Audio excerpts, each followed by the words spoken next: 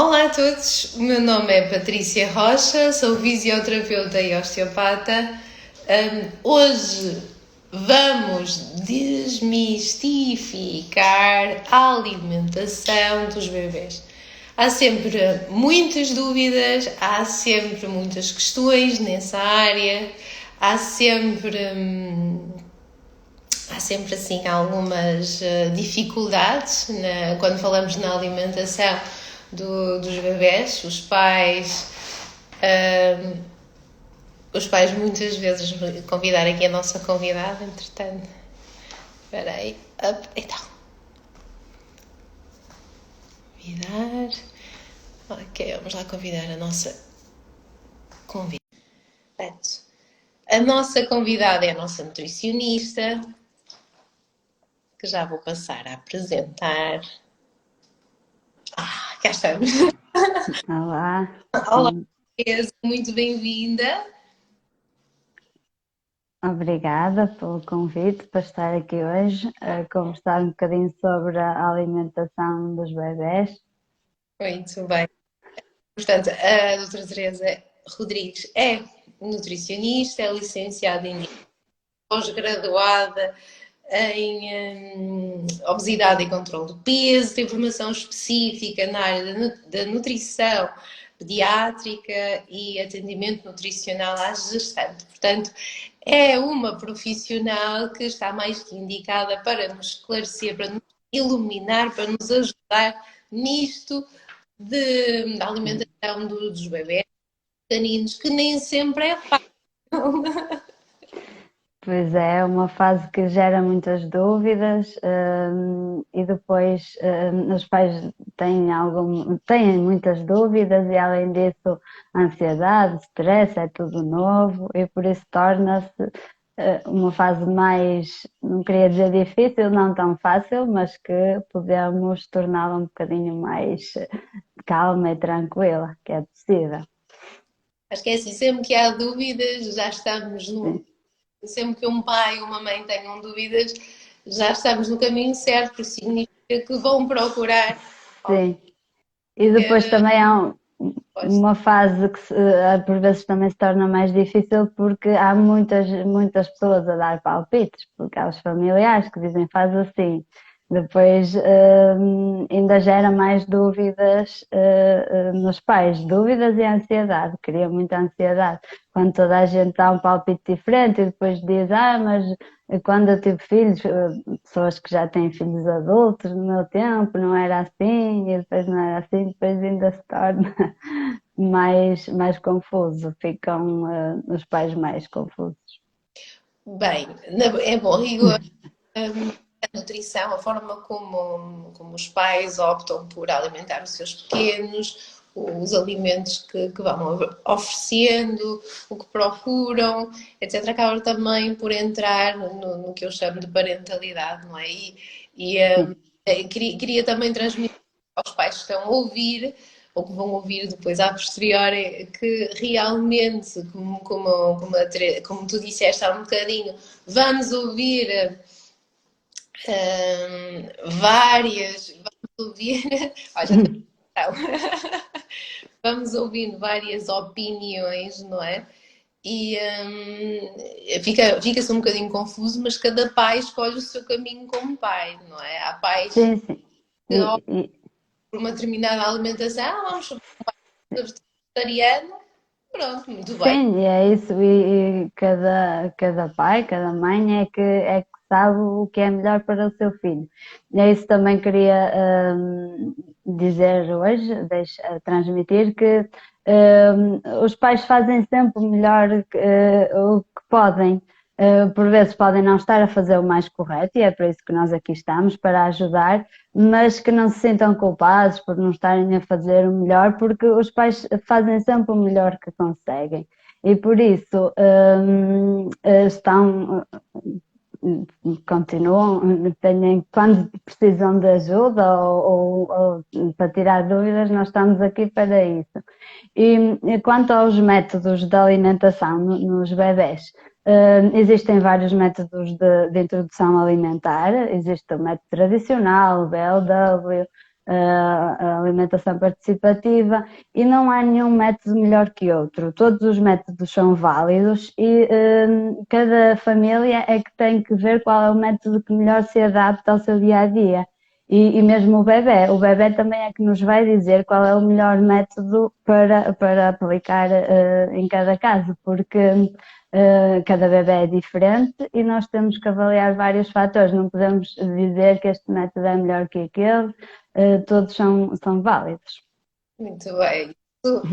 Isso é muito para uma outra questão que tu acabas por ter também, que é o ser pai também, acabamos por nos ir preparando a sermos pais, não é? Uma grávida já está preparando para ser mãe e também já está influenciando a alimentação futura do seu bebê.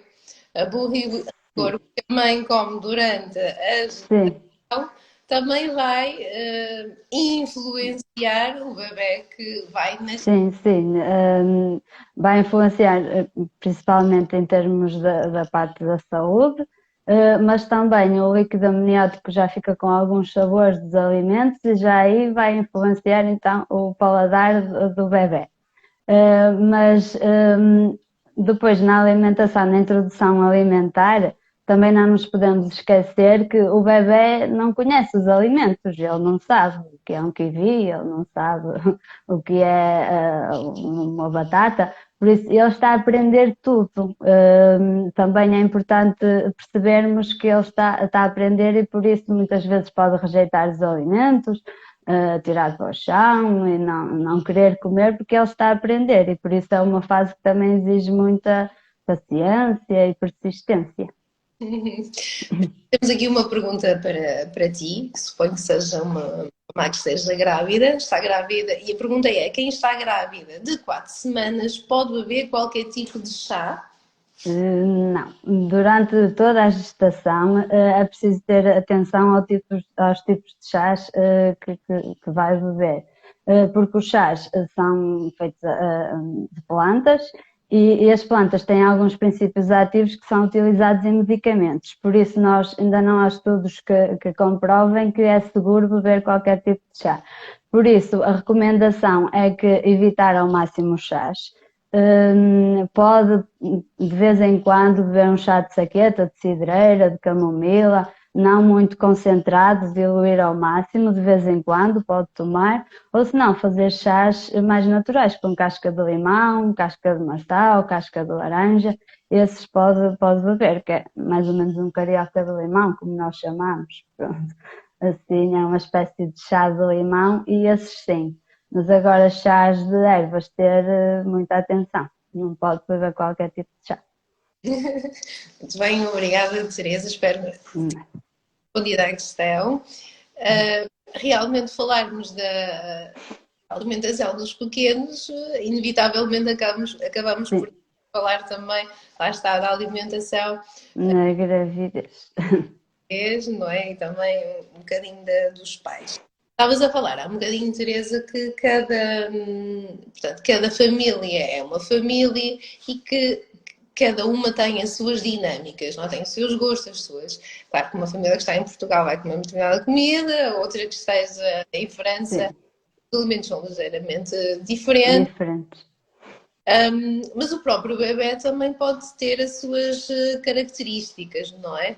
Quando é que um bebê deve iniciar a sua alimentação complementar?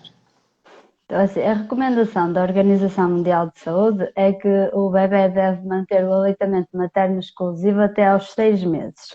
Mas existem, claro, exceções, porque essa recomendação é da Organização Mundial da Saúde, ou seja, é uma recomendação mundial para todo o mundo. E cada país, por exemplo, se vamos para um país mais subdesenvolvido, em que não há acesso a alimentos, nem segurança alimentar, aí justifica-se o aleitamento materno até aos 6 meses, exclusivo. Mas num país como Portugal, em que as mães já têm que regressar ao trabalho, muitas vezes quando a criança tem 4, 5 meses, nesses casos nós temos que avaliar e sim, se calhar introduzir os alimentos antes dos 6 meses. Mas a recomendação também é que nunca se deve introduzir a alimentação complementar antes dos 4. sempre depois dos 4 meses e o mais próximo possível dos 6. E depois, claro, vai-se adaptando a cada criança. Depois, também é preciso ter atenção aos sinais de prontidão, que essa criança já se senta sem apoio, se mostra interesse pelos alimentos, quando os pais estão a comer, se ela já mostra interesse, e por isso também é muito importante deixar a criança participar nas refeições, mesmo participar, ou seja, assistir. Mesmo que ainda não tenha introduzido os alimentos sólidos, pô-la ali na cadeirinha enquanto os pais estão a almoçar, e dar-lhe até uma colherzinha para a mão, um copinho, para ele se ir familiarizando com o momento da refeição, também é importante. E como eu estava a dizer, então os sinais de prontidão, sentar sem apoio, a mostrar interesse pelos alimentos. Se ele já leva os brinquedos à boca, também é um sinal que já poderá mostrar interesse pelo alimento para conseguir levar o alimento à boca. Se o pescoço já está firme. Portanto, esses sinais todos também temos que ter atenção antes de introduzir a alimentação complementar. Bem, todos os dias, aqui pronto, na Osteoperformance acabamos Sim. com alguns bebés, não é? Alguns não, muitos bebés. Sim, e a Patrícia, nesse aspecto, quando há dificuldades, não é? Em É termos de sentar sem apoio. por se fazer imenso, lá está. É quando, porquê, quando, porquê e porque é que alguns bebés realmente acabam por apresentar alguma dificuldade. Porque há bebés que começam a comer e depois os pais dizem, ele não gosta de comer, ele só quer a mama, ele não. Ele, Depois posso só interromper, por isso ao bocado eu dizia, não é ele não gosta, é ele não sabe o que é, nós temos que lhe ensinar. Por isso. Exatamente, ele não sabe. Muitas vezes, portanto, o próprio processo de deglutição de uma alimentação um bocadinho mais sólida é um processo complicado, é um processo que implica algum controle motor, é um processo que implica termos uns músculos mais desenvolvidos, temos de ter a capacidade, como disseste bem, de estarmos sentadinhos, de conseguirmos estabilizar a cabeça para não nos engasgarmos. Quando temos os pais que nos vêm dizer o bebê engasga-se imenso, o bebê não se, quando está a comer, rejeita a comida, temos que avaliar isso. Como é que está a cervical desse bebê? Como é que está o controle das costinhas do bebê? Como é que está a própria língua, não é? Sim, é outro sinal de prontidão que eu não referi há pouco, que é mesmo o movimento de protusão da língua, ele empurrar a língua, dar assim mais para fora e isso empurra os alimentos para fora. Por isso, das primeiras vezes em que se vai dar uma sopa de legumes, por exemplo, devemos com a colher, ser uma colher macia e maleável e que empurre a língua um bocadinho para baixo para ajudar o bebê a aprender esse processo de deglutição. Estás a falar um bocadinho da sopa. Qual é?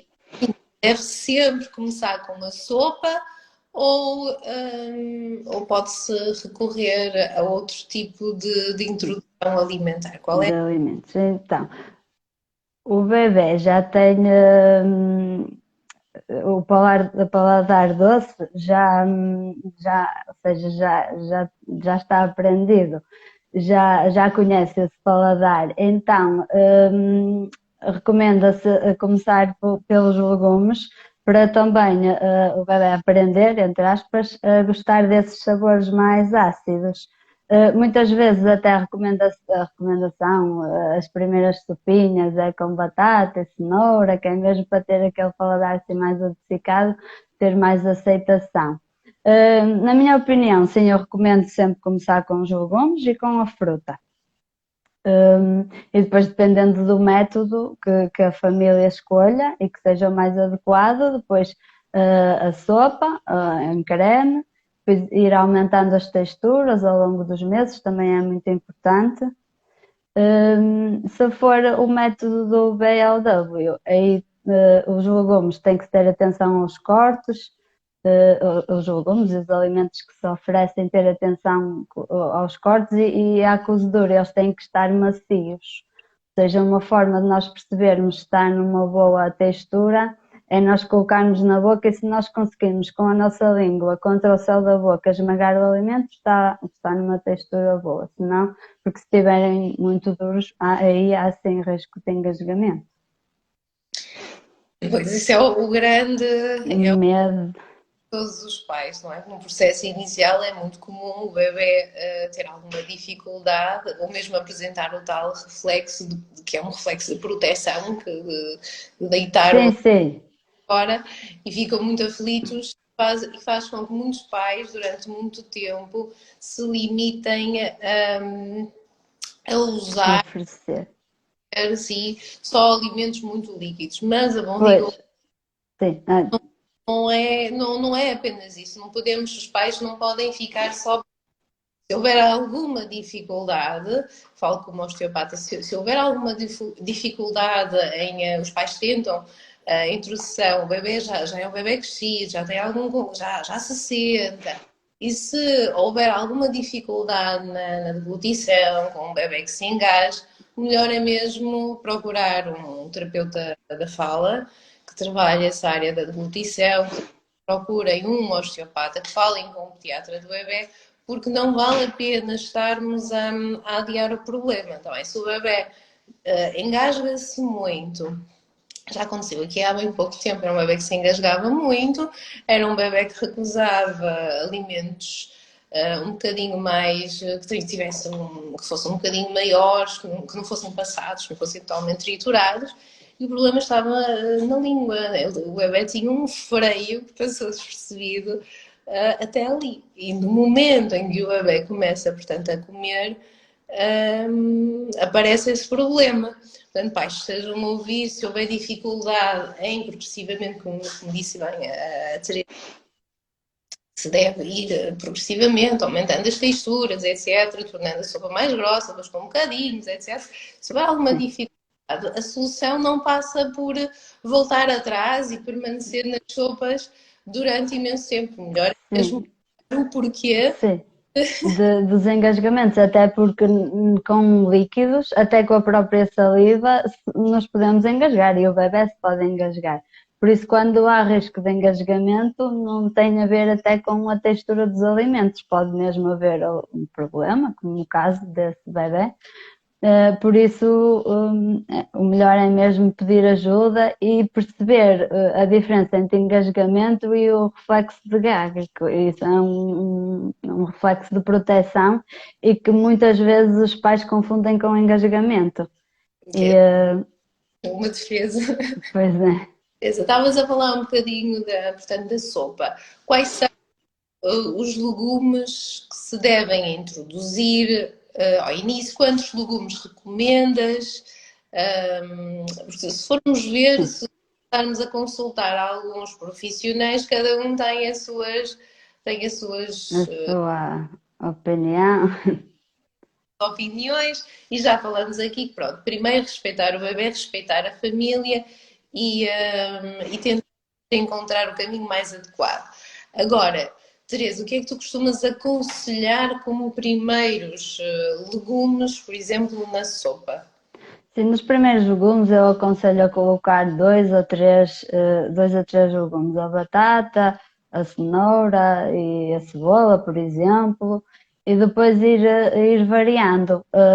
Depois aquela regra, entre aspas, dos 3 dias, isso foi mais uma regra criada pelas pessoas, porque não há necessidade de esperar os 3 dias para introduzir um novo alimento. Mas como também até por uma forma de logística, para não estar a fazer sopa todos os dias, então fazer alguma sopa que dê para 2, 3 dias, já é uma forma também de percebermos se o bebê faz ali alguma reação, algum alimento. Por isso, introduzir primeiro 3 legumes, desses assim, eu costumo então aconselhar a batata, a cenoura, a cebola, a abóbora. Depois ir introduzindo outros alimentos, por exemplo, os brócolos, a berinjela. Só ter alguma atenção nos alimentos como o nabo, os espinafres, a beterraba, deixar mais, não é preciso esperar até um ano. As recomendações anteriores data pediátrica de 2012, dizia-nos que só a partir de um ano é que se podiam utilizar esses legumes. Mas agora as recomendações mais atuais dizem-nos que para não ser os primeiros, dos primeiros legumes a introduzir, mas que podemos introduzir antes de um ano e depois é mesmo ir variar o máximo possível. Uma das coisas que também eu costumo aconselhar é que ao fazer a sopinha com 2, 3 legumes, vai ficar os sabores todos misturados. E depois o bebê não vai aprender o sabor verdadeiro de cada legume. Por isso, se possível, fazer assim separadinho, um purezinho de cenoura, um purezinho de batata, um purezinho de brócolis, isso era o ideal, mas é verdade que nem sempre o tempo permite, a logística, é mais fácil fazer a sopa, o creme de legumes com os legumes todos misturados e pronto, e também não está mal, é só por uma questão de educação do paladar, se puderem também de vez em quando, um dia, por exemplo, ao domingo, que há mais tempo, fazer assim os legumes separados era o ideal. Mas em termos de tipo de legumes, é só mesmo esses, então, espinafres, o nabo, a beterraba, o aipo, deixar mais para perto de um ano, mas não é preciso também ter, não há assim nenhum legume que diga que não pode mesmo. O mesmo acontece com as frutas, porque, por exemplo, o kiwi e o morango eram aquelas frutas, claro, potencialmente alergénicas e que só se podia introduzir muito mais tarde. As recomendações atuais da Associação Europeia de Gastroenterologia Pediátrica diz-nos que podemos introduzir entre os 6 e os 9 meses, até convém, mesmo para prevenir alergias, convém introduzirmos essas frutas e outros alimentos potencialmente alergénicos entre a fase dos 6 e 9 meses, que é chamada fase da janela imunológica, a janela de oportunidades, assim esses termos. Claro, esses alimentos com potencial alergénico não devem ser os primeiros, claro, não vamos, a primeira fruta que vamos dar ao bebê não convém, claro, ser o kiwi ou o morango, mas também não precisamos de deixar esperar até ele fazer um ano. Vamos introduzindo primeiro a pera, a maçã, aqueles alimentos assim mais básicos, entre aspas, e depois podemos introduzir aos 7 meses o kiwi, não há problema nenhum. Salvo exceções, por exemplo, se houver um caso de alergia na família, de alergia ao kiwi, aí já temos de ter mais atenção. Mas não havendo histórico de alergia na família, não há assim também não é preciso ter nenhuma atenção em relação às frutas e aos legumes, principalmente. Muito bem. Como estavas a referir, realmente, antigamente pensava-se que para prevenir alergias iríamos então introduzir o alimento cada vez mais tarde, muito Mais tarde. tarde. É, E sim, recentes referem exatamente o oposto, que é quanto mais cedo contactarmos com o alimento, a tal janela imunológica que existe, melhor o organismo responde ao mesmo alimento. É importante sublinhar que é para desmistificar um bocadinho sim. esse conceito. Oh, Teresa, e as leguminosas, quando é que são introduzidas? As leguminosas também podem ser introduzidas ali a partir dos 6 meses, mas, ou mais, não sendo dos primeiros alimentos, mais perto dos 7 meses, pode-se introduzir. Mas nas leguminosas temos de ter atenção à forma como se demolham, porque tem que ser mesmo muito bem demolhadas e muito bem cozidas. E depois à forma como são oferecidas ao bebê, porque convém ser, por exemplo, ao fazer um bolinho de feijão, por exemplo, ou colocar na sopa, passado, porque como elas têm aquele formato redondo, se oferecermos assim há risco de engasgamento. Por isso, mas podemos também, a partir de 7 meses, introduzir as leguminosas, até porque são ricas em ferro e é importante oferecer alimentos ricos em ferro à criança desde cedo. Muito bem. E as proteínas? Como é que falamos? Portanto, o bebê começa com legumes, depois vamos iniciando as leguminosas, não é? E E, carne, e a carne, e a carne eu Sim, a carne, o peixe e o ovo também é para introduzir mais ou menos ao mesmo tempo que os legumes. A carne primeiro, o peixe e o ovo, como são daquela lista de alimentos potencialmente alergénicos, temos que, não convém ser dos primeiros alimentos a ser introduzidos. Primeiro introduzir a carne, principalmente as carnes brancas, depois também se pode introduzir as carnes vermelhas 2 vezes por semana, mais ou menos uma média de 30 gramas por dia de carne ou peixe. Podemos colocar na sopinha do bebê ou se for noutro método no BLW, como não comem a sopa, fazer, por exemplo, batata doce e frango triturado, fazer, por exemplo, uns bolinhos, uma espécie de uns croquetes e oferecer dessa forma. O peixe, começar por peixes como a pescada, por exemplo, deixar os peixes gordos também para não serem os primeiros a serem introduzidos, primeiro os peixes magros e só depois os peixes gordos, como é o caso do salmão, por exemplo. E depois o ovo também se pode introduzir, mas não convém dar logo o ovo, por exemplo, o ovo inteiro, mas dar numa forma de uma panqueca, por exemplo, dar um alimento em que tenha vestígios de ovo para perceber se a criança não faz reação. E só depois é que oferecer mesmo o ovo inteiro, o ovo mexido, por exemplo, ou ovo cozido, ou mesmo depois introduzir na sopa, fazer dessa forma. Muito bem. Quem nos está a ouvir, quem tiver alguma questão, alguma Sim. dúvida, queira esclarecer alguma coisa, aproveitem estar aqui. Sim, ou agora ou mesmo depois, estejam à vontade para mandar mensagem privada com dúvidas. Exatamente, ou mesmo depois estejam à vontade para colocarem todas as vossas questões. Pronto, falamos então da introdução dos legumes, falamos da fruta. Teresa, e como é que se faz? Numa refeição, as primeiras refeições dá-se logo, portanto, dá-se o prato da sopa e a seguir a fruta, ou o que é que tu costumas aconselhar? Então, no início a base da alimentação continua a ser o leite. Isso é que temos que ter sempre bem presente. A base da alimentação do bebê é o leite. Depois, quando ele está a introduzir novos alimentos, quase que é só como experimentar. Não podemos considerar aquelas primeiras refeições como uma refeição. Até porque se o bebê quiser só 1 ou 2 colheres, ou só pegar o alimento e até cheirar e brincar um bocadinho com o alimento, não é? Diz que não se brinca com a comida, mas neste caso aplica-se porque é uma forma de conhecer os alimentos. E depois, se no final quiser, não comeu, claro, se comeu só 2 ou 3 colheres, não fez uma refeição, pode-se dar o leite, porque então a base da alimentação é o leite.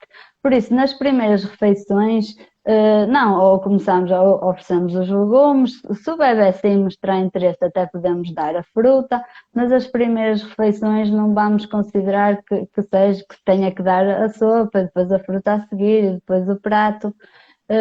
Isso depois vai acontecendo gradualmente, à medida que vai conhecendo os alimentos, que vai comendo melhor, aí sim, já come-se, quando come a sopa completa, depois a fruta, pronto, já podemos considerar uma refeição, depois vai crescendo, vai havendo necessidade até de fazer outra refeição, já fazemos o almoço e o jantar com a sopa e a fruta, e já tem a proteína, já é considerado uma refeição principal. À medida que os meses vão avançando, também vamos evoluindo as texturas, até que chega um ano e o ideal é a criança estar a fazer a mesma refeição que o resto da família. Claro que em quantidades adequadas e mesmo em relação aos temperos e à introdução de sal, que é outro aspecto que até há um ano não é recomendada a introdução de sal na alimentação da criança, e depois a partir de um ano já pode. Então vamos dar sal assim, não,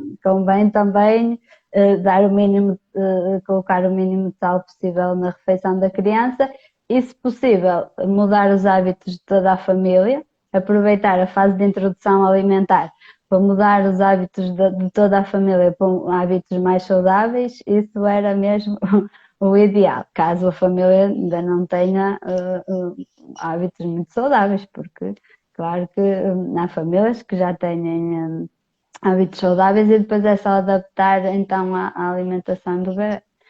Mas isto então para dizer que não existe assim um número de refeições que diga aos 7 meses tem que fazer 2 refeições, aos 8, não, lá está, cada bebê é diferente e temos mesmo que ir vendo a evolução, como é que está a comer e depois de uma forma gradual isso vai acontecer. Até porque a maioria das crianças estão nas creches, depois vão para as creches e aí já fazem a refeição do almoço e depois do lanche, já acaba por começar aí a fazer, já acabam por fazer as refeições completas na escola. Pois bem, eu adorei o referir que realmente vale a pena estar a insistir com a criança, que ela pode até só provar e realmente gostava de convidar os pais a pensarem um bocadinho sobre isso. Nós, adultos, somos adultos, estamos no restaurante, alguém pede uma coisa esquisita, que nós nunca vimos, nunca provamos e dizem-nos o seguinte: como que é muito bom. Ninguém pega e come. Primeiro olhamos, depois vamos e cheiramos e depois pegamos um bocadinho e há muitos alimentos que ao início até estranhamos e depois até gostamos. Acabamos por aprender a gostar, porque o sabor é muito diferente, então as nossas papilas gustativas não estão ali muito preparadas para aquele sabor e ao início até podemos estranhar um bocadinho e passamos depois muito rapidamente a adorar. E eu gostava de convidar os pais que estamos a ouvir a pensarem um bocadinho nisso e permitir também que às crianças que façam essa exploração, porque comer não é só nos alimentarmos, também é uma exploração dos nossos sentidos, o paladar é e tem de se aprender, tal como andar, o bebê não gatinha logo. Não anda logo o primeiro gatinho, é isso que eu queria dizer. Por isso, na alimentação, acaba por acontecer o mesmo. O bebê não vai logo comer, primeiro tem que experimentar. E gostei dessa comparação com um alimento novo no restaurante. Por acaso nunca tinha pensado nisso, mas é mesmo verdade. Uma coisa que nós não conhecemos, nós não vamos comer logo. Temos até que cheirar, tocar primeiro e acontece mesmo nas crianças. E depois, claro, existe, mas ele está-se a sujar todo, ele vai sujar, sim, faz parte. Suja o chão, temos que estar preparados para isso, mas é mesmo assim que o bebê vai aprender. Se estiver ali sempre limpinho, sempre sem tocar, não está a aprender, está só a ser alimentado, mas não aprende a comer, não aprende a gostar dos alimentos e depois pode isso, numa fase mais tarde ter seletividade alimentar, rejeição de certos alimentos, porque ele não aprendeu, não teve contacto com aqueles alimentos. Não nos podemos também esquecer, em particular tenho 2 filhas e o momento da refeição é um momento de aprendizagem em família também, não é? Um momento em que estamos todos juntos e estamos a criar uma coisa nova, não é? A primeira vez que uma criança se senta para comer, primeiro ela já devia sentar antes, como referiste bem, porque se queremos que ela se adapte ao cheiro, comece a olhar para nós e perceba que nós colocamos coisas na boca, é preciso que ela cheire, depois começa até a explorar alguma coisa que ainda não esteja totalmente, por exemplo, sei lá, uma banana inteira, uma laranja, que nós pegamos numa laranja e ela tem o cheiro da laranja. Sim. E nem é preciso a criança comer a laranja, basta só estar ali a cheirar.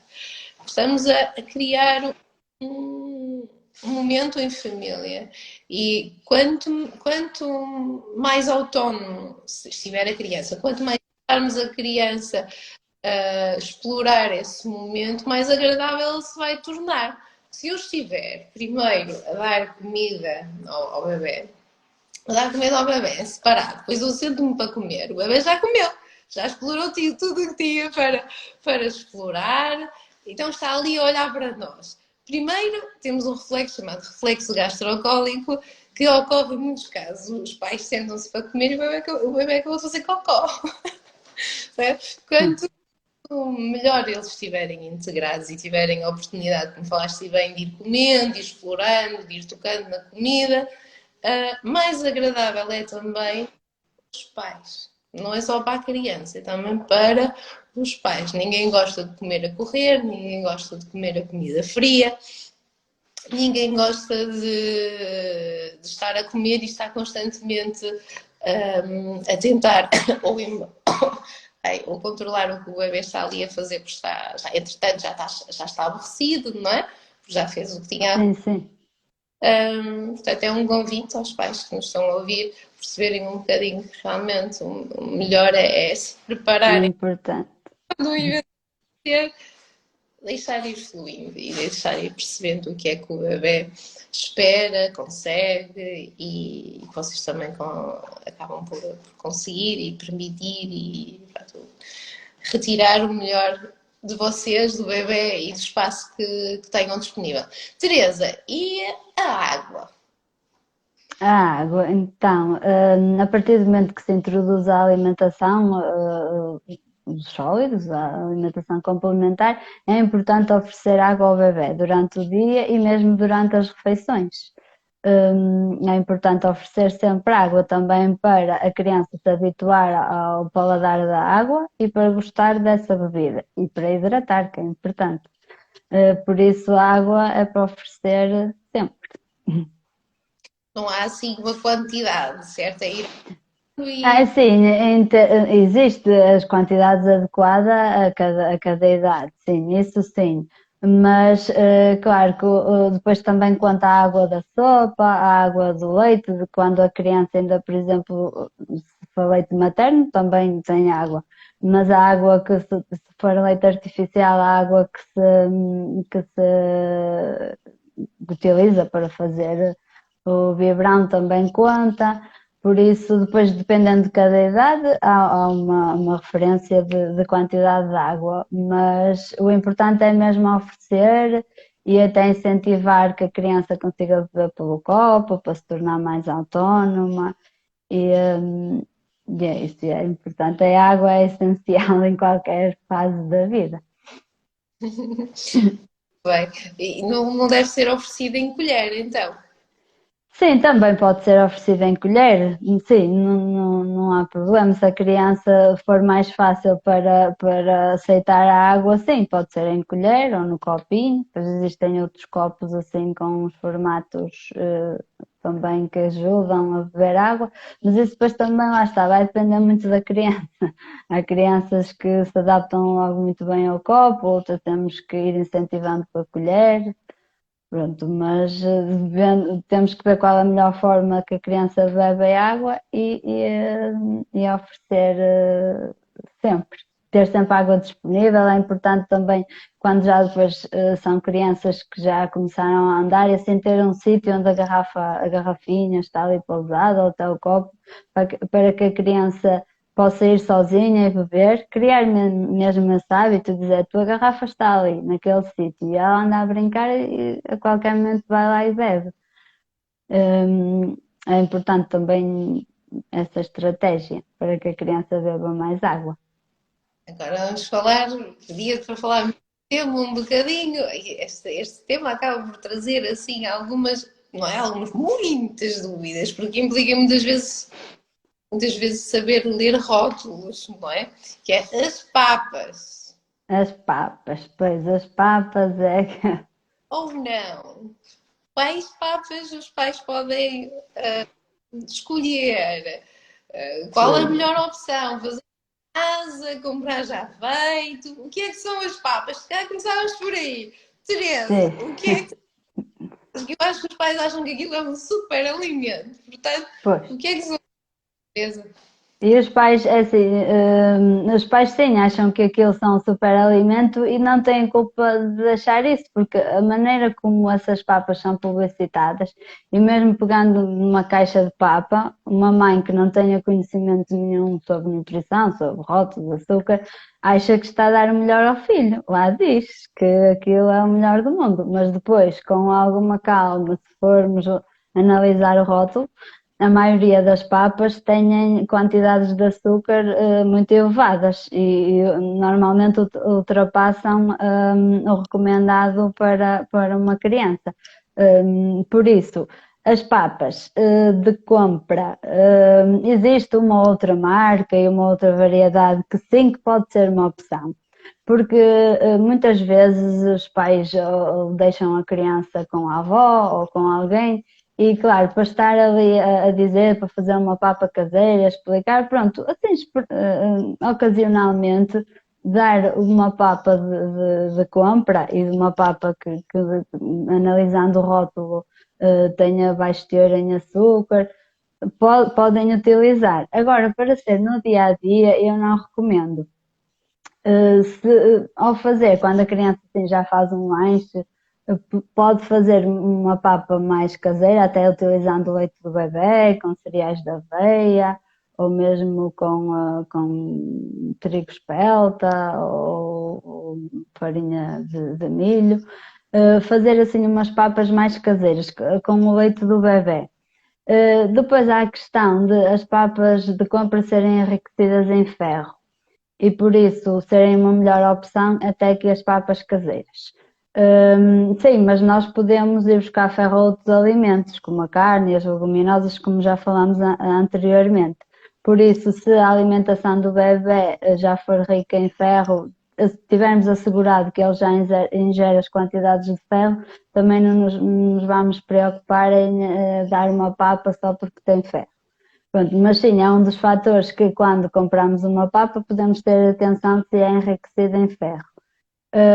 Atenção ao açúcar e depois, muitas vezes nas papas de compra, o que acontece é que diz lá sem açúcares adicionados e depois nós vamos a ler no rótulo e diz assim maltodextrina, que é um tipo de açúcar que muitas vezes uma pessoa que não tem conhecimento sobre nutrição olha para aquilo maltodextrina, não sabe o que é e não é açúcar na cabeça por isso é importante mesmo nesse sentido procurar ajuda junto de um profissional da área da nutrição para ajudar na parte da leitura dos rótulos. Por acaso em consulta é das partes que surgem mais dúvidas e que eu tento mesmo tentar explicar como é que se faz uma análise correta dos rótulos, porque nas papas de compra falha muito aí.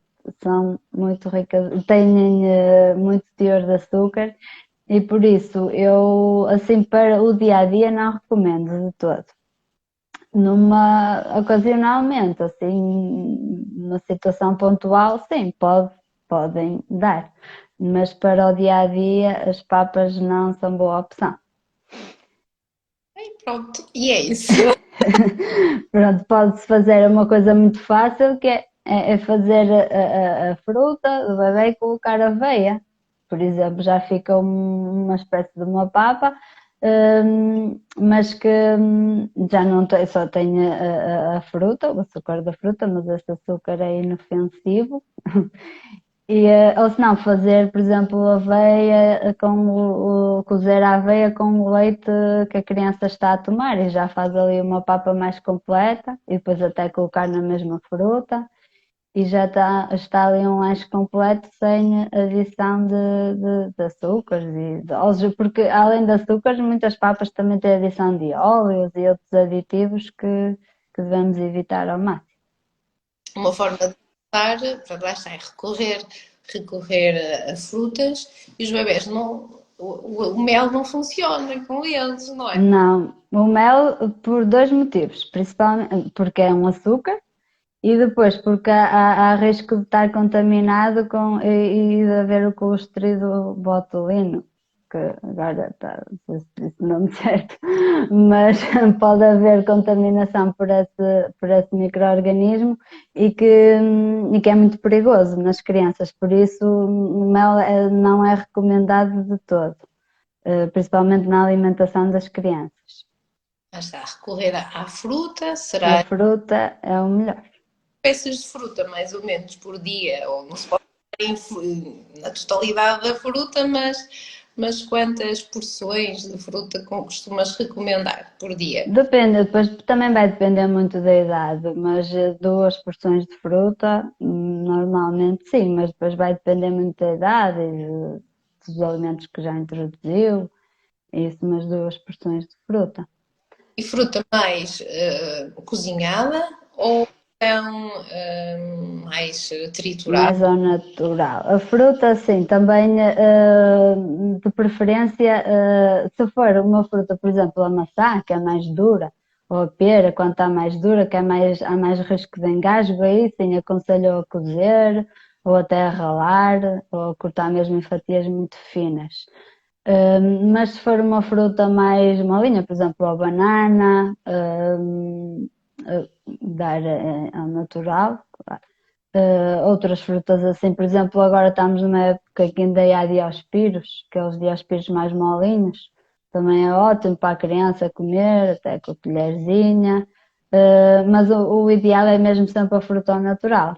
De vez em quando, sim, ou cozer ou até ralar. Quando cozer, o ideal até é aproveitar a água da cozedura, por exemplo, fazer umas papas de aveia com maçã.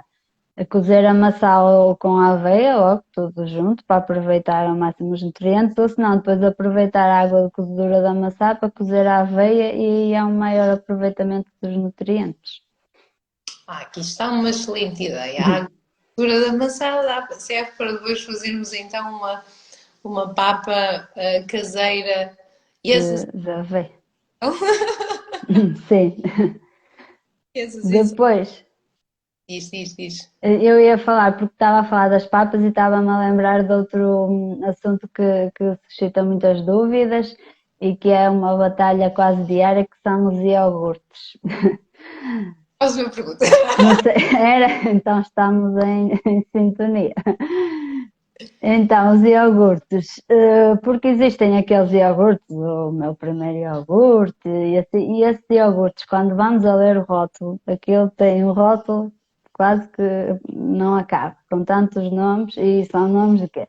De açúcares, de amido de milho, alguns até alguns óleos, ou seja, é um alimento, o primeiro dos primeiros alimentos que vamos dar à criança é cheio de aditivos e não é o melhor. O melhor é mesmo o iogurte natural, mesmo natural, e que diz assim no rótulo leite e fermentos lácteos. Só, ponto final. Só pode ter essas 2 coisas. E depois pode ser, claro que há algumas marcas até melhores, mas é um iogurte natural, não vale a pena. Esses iogurtes, além de serem muito mais caros, em termos de qualidade nutricional, não têm qualidade nenhuma, porque é ali mais um alimento que as recomendações dizem-nos para não dar açúcar às crianças até 1 ano e depois vêm as papas que têm açúcar, vêm esses iogurtes que têm açúcar e ficamos assim. Então, não se pode dar açúcar e depois introduzem na alimentação das crianças.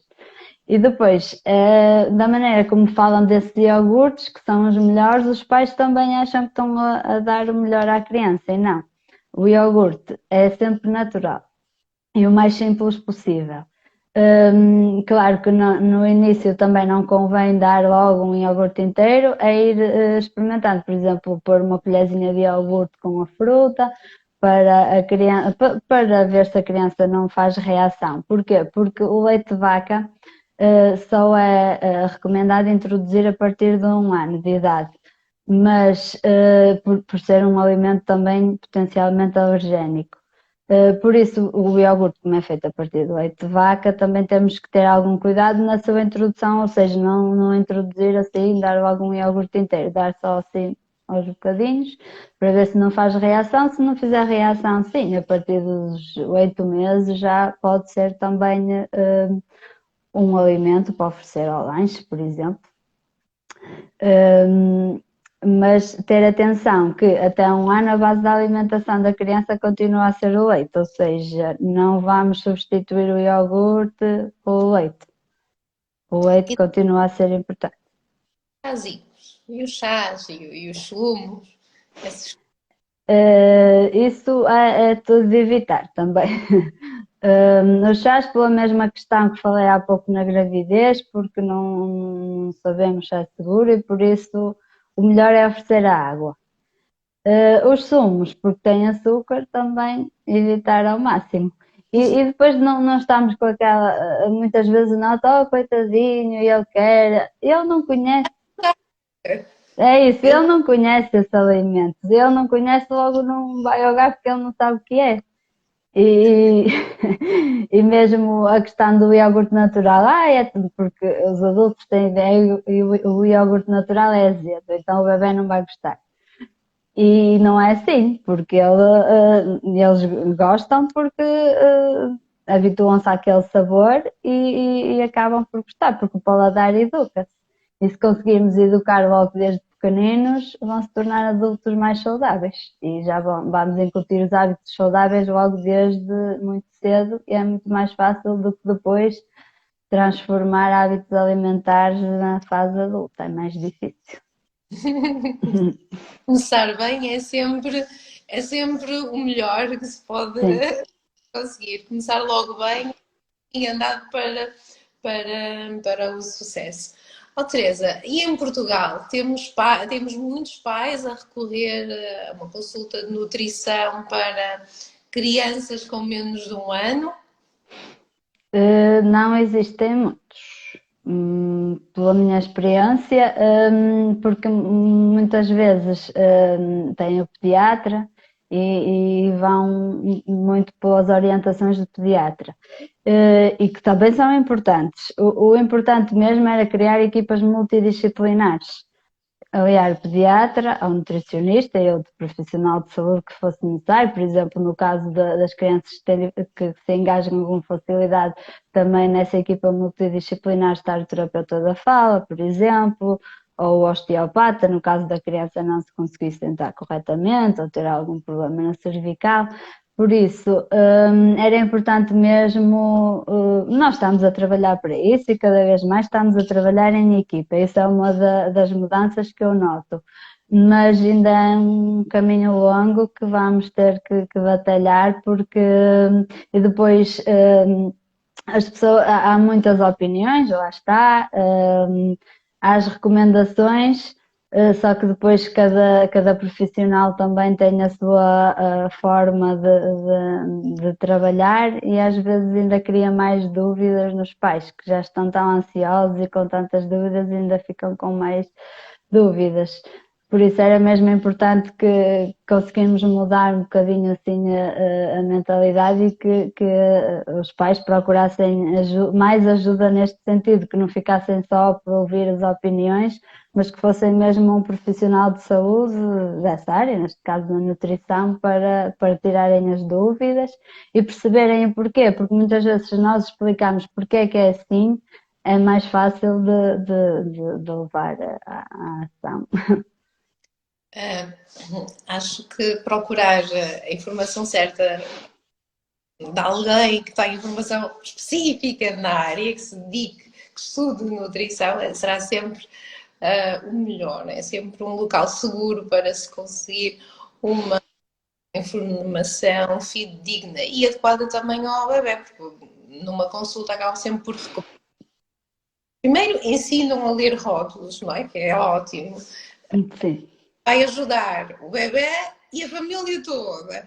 Segundo, acabam sempre por dar algumas dicas a nível de receitas. E os bebés, coitadinhos, é que se seguirmos só a lista de alimentos que são permitidos ou que se devem inserir, o desgraçado come todos os dias a mesma coisa. E depois, claro, muitos pais nos estão a ouvir vão se identificar com isto. Já tivemos que identificar com isso. Ai, o bebê até o início até comia muito bem. Depois deixou de comer.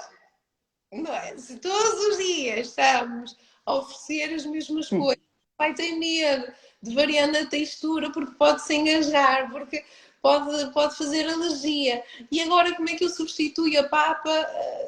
Não Por é? outra opção mais saudável, sim. E temos aqui na consulta de nutrição, portanto, temos aqui contigo esta diferença, essa forma, essa ajuda, essa forma diferente de iniciar a alimentação dos mais pequeninos da forma mais correta, mais saudável e caminhar assim para Uma geração saudável. Fim desta semana, tive cá uma mãe que recorreu uma consulta de nutrição para o pequenote e então chegou à conclusão que na creche onde estava a filha usavam a pior papa que podia existir no mercado.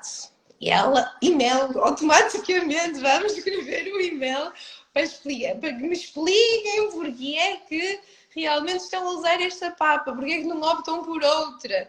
E pronto, por aí fora. E acho que é através deste tipo de dinâmicas que conseguimos mudar mentalidades e ensinar. Também não são as marcas que interessam, não é?